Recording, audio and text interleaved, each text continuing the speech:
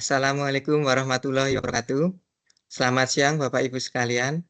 Perkenalkan, kami adalah mahasiswa program studi S1 PJJ Manajemen dari Universitas Siber Asia kelas MC 507 dengan dosen pengampu Bapak Joko Suharyanto. Pada kesempatan kali ini, kami akan mempresentasikan tentang 10 Types of Innovation, the Discipline of Building Breakthrough, atau 10 tipe inovasi yang merupakan disiplin dalam membangun terobosan bisnis. Presentasi ini kami sampaikan dalam rangka memenuhi tugas ujian tengah semester mata kuliah Digital Innovative Entrepreneurship. Sebelumnya, perkenalkan anggota kelompok kami yang terdiri dari 4 orang. Pertama, Aditya Prabawanto, saya sendiri. Yang kedua, Asifa Ada Herani. Yang ketiga, Pramesti Nisva Sohasa. Dan yang keempat, Septian Kristianto.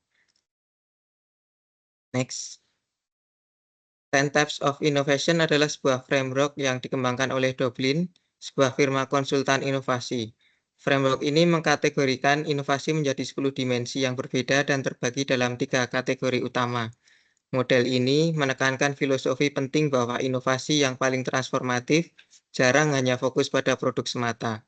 Sebaliknya, perusahaan-perusahaan yang truly inovatif menggabungkan beberapa tipe inovasi sekaligus untuk menciptakan keunggulan kompetitif yang berkelanjutan. Ketiga kategori utama tersebut adalah yang pertama konfigurasi atau configuration yang berfokus pada operasi internal bisnis. Yang kedua, kategori penawaran atau offering yang berfokus pada produk dan layanan inti. Yang ketiga, kategori pengalaman atau experience yang berfokus pada interaksi dengan pelanggan. Mari kita bahas satu persatu kategori tersebut. Kategori pertama adalah configuration, yang fokusnya adalah pada inti operasi bisnis perusahaan, sistem internal, dan aset-aset yang mendasarinya. Tipe inovasi pertama dalam kategori ini adalah profit model. Ini bukan sekedar tentang cara perusahaan menghasilkan uang atau harga produk, tetapi lebih kepada formula bisnis secara keseluruhan. Mengapa ini penting? Karena mengubah model laba dapat menciptakan aliran pendapatan baru dan membuat penawaran menjadi sulit untuk ditiru oleh kompetitor. Contoh-contoh yang populer adalah sistem langganan berjenjang seperti yang diterapkan Netflix, model freemium seperti yang digunakan LinkedIn, di mana layanan dasar gratis namun fitur premium berbayar, serta sistem bundling dan micropayment yang memungkinkan pelanggan membayar dalam jumlah kecil untuk nilai yang mereka dapatkan.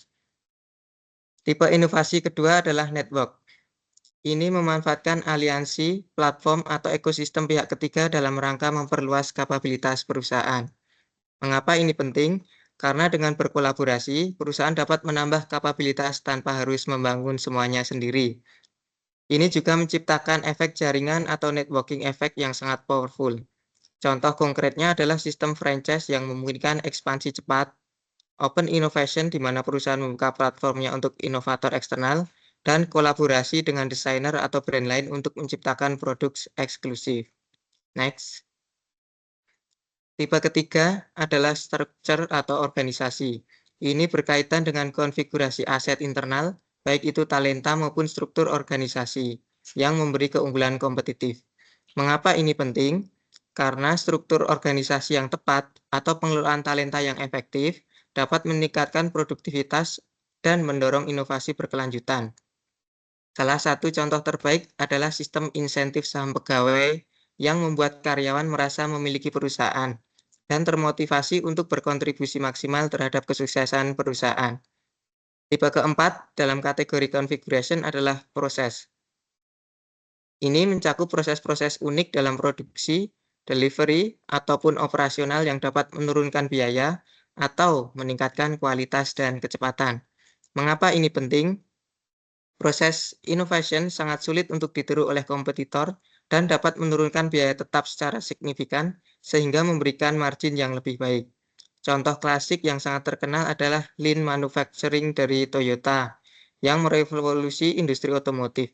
Ada juga sistem produksi on demand yang mengurangi inventory dan standarisasi logistik yang meningkatkan efisiensi distribusi. Pembahasan berikutnya akan disampaikan oleh rekan saya, Asifa Ada Herani. Waktu dan tempat kami persilakan.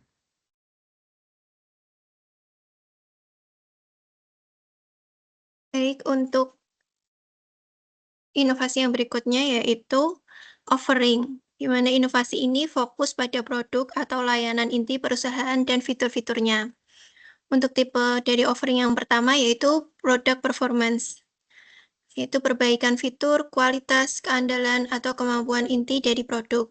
Contohnya, peningkatan material, daya tahan ekstern, fungsionalitas baru, diferensial teknis yang nyata. Meningkatkan value capture langsung dari produk seringkali menjadi entry point dari inovasi itu sendiri. Kemudian untuk yang kedua adalah tipe produk sistem. Inovasi dalam menciptakan sistem pelengkap produk dan layanan yang terintegrasi untuk menciptakan nilai yang lebih besar. Kunci di sini yaitu integrasi atau gabungan produk dan layanan menjadi platform yang saling memperkuat. Kemudian login, membangun penguncian pelanggan dan nilai jangka panjang lewat produk pelengkap yang esensial. Contohnya ekosistem Apple yang terdiri dari iPhone, App Store, dan iCloud, kemudian bundling layanan dan produk pada Office 365. Next. Untuk kategori inovasi yang berikutnya yaitu experience. Inovasi ini fokus pada interface pada pelanggan, menciptakan delight, dan mengkomunikasikan nilai. Untuk tipe yang pertama, service.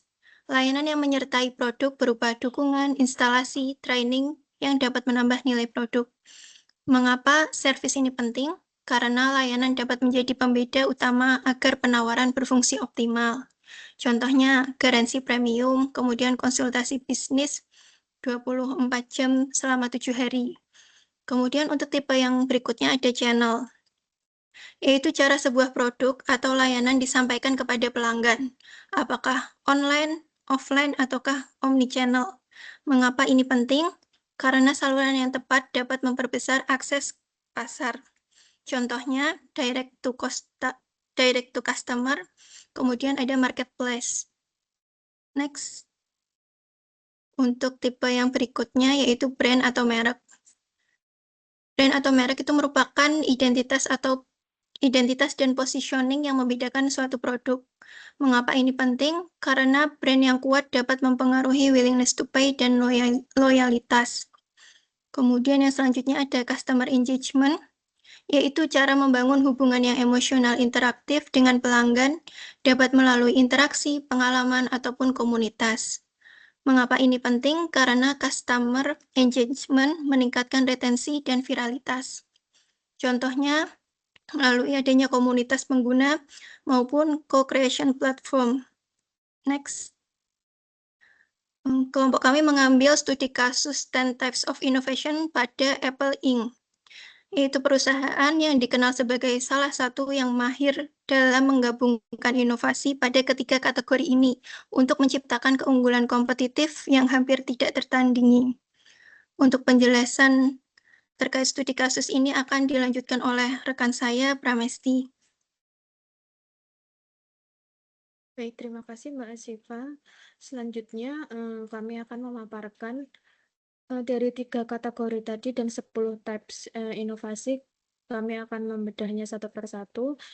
Dari sisi configuration di Apple, yaitu di provide modelnya, model App Store 30% dan model langganan seperti Apple Music dan Apple TV. Inovasi ini memiliki keunggulan menciptakan aliran pendapatan layanan berulang yang sangat stabil dan margin tinggi, mengurangi ketergantungan pada penjualan hardware saja. Kemudian di sisi network ada kemitraan jangka panjang dengan Foxconn untuk perakitan dan pemasukan komponen utama yang didanai dan dikontrol ketat oleh Apple sendiri. Keunggulannya memberikan Apple kontrol besar atas kualitas dan skala produksi yang sangat besar, sehingga memungkinkan peluncuran produk global secara serempak dan monopoli pasokan komponen secara vital. Next. Untuk kategori configuration di Apple, selanjutnya di sisi struktur, organisasi fungsional yang terintegrasi vertikal. Tim hardware, software, dan service bekerja di bawah satu atap dan berbagi P&L atau profit and loss yang sama.